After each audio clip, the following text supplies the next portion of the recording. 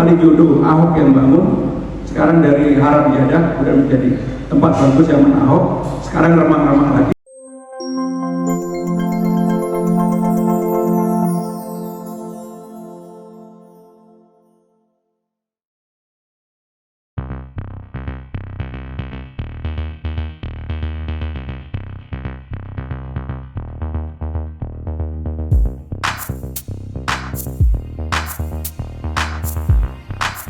Setelah melihat memotret berbagai peristiwa yang ada di masyarakat, total cara berpikir saya berubah total.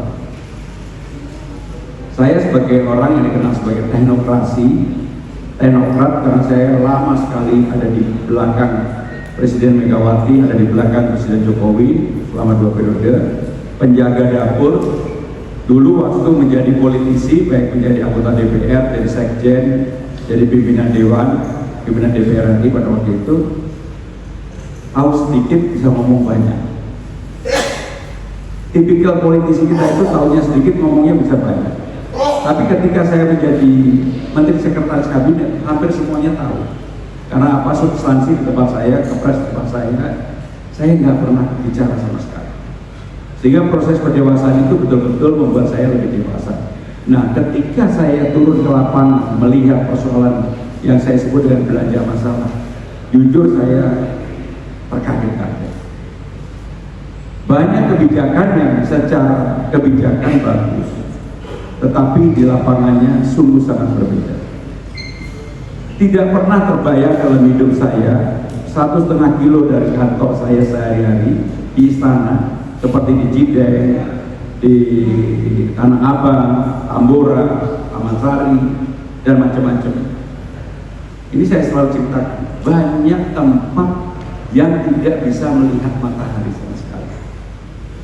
Banyak yang tidak punya MCK. Banyak yang rumahnya itu hanya punya 2 tempat tidur, tetapi yang tinggal di situ 12 orang. Bahkan saya sampai masuk ke dalam, kemudian saya tanyakan kepada mereka, bagaimana dengan tidur yang hanya 2 kamar? Mereka bilang, diatur 3 shift. Tidur pagi, tidur sore, tidur malam. Itulah potret realita ketika saya turun ke lapangan. Sehingga dengan demikian, itulah yang kemudian menjadi pendorong saya paling utama. Yang dulunya setengah hati, sekarang saya bertekad jatuh cinta, saya fight untuk bisa menang dan ingin merubah itu. Saya ingin merubah hal-hal kecil yang ada di lapangan yang tidak pernah saya bayangkan sebelumnya. Mungkin gak banyak orang yang seperti saya di istana 15 tahun pembuat kebijakan, tetapi gak sampai 1,5 kilo, 2 kilo ternyata potretnya menjadi berbeda sekali. Itulah yang kemudian membuat saya setiap hari harus ada belanja masalah. Dari potret itu, apa yang akan saya lakukan? Saya akan melakukan pemenahan dari bawah. Hal yang menyangkut kartu Jakarta Pintar, kartu Jakarta Sehat, Jumantik, Dasar Wisma, PKK, Posyandu, Dasar Wisma, disabilitas, yang buruk sekali pendataan. Yang buruk sekali pendataan. Orang yang berhak menerima tidak terima, orang yang tidak berhak terima terima. Bahkan yang lebih menyedihkan adalah semua urusan KJP, misalnya kartu Jakarta Pintar, itu dipusatkan ke Rawabunga. Padahal di Jakarta ada 44 kecamatan. Bagaimana orang dari Jakarta Barat harus ke Jakarta Timur ke Rawabunga hanya untuk menyelesaikan data KJP-nya? Ini dan rata-rata kan masyarakat yang tidak mampu. Ketika mereka berangkat dan pergi, butuh waktu 1,5 jam lebih. Di sana antri 3 jam. Setelah itu pingpong kanan kiri, capek pulang, nggak ada yang kursi.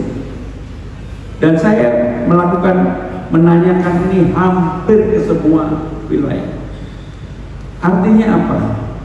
Ada satu cara sistem yang harus dirubah secara total. Maka kalau saya hari dilantik jadi gubernur, hari itu juga saya keluarkan pergub penyelesaian untuk KJP tidak lagi di Rawabunga, tapi di seluruh kecamatan yang ada.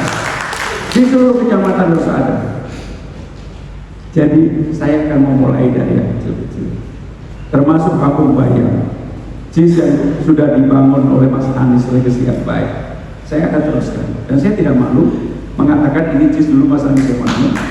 Saya membuat infrastruktur yang lebih baik, termasuk Kalijodo Ahok yang bangun.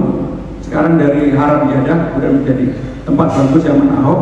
Sekarang remang-remang lagi, walaupun Haram Jadahnya nggak ada. Saya akan renovasi. Saya akan katakan ini peninggalannya Ahok.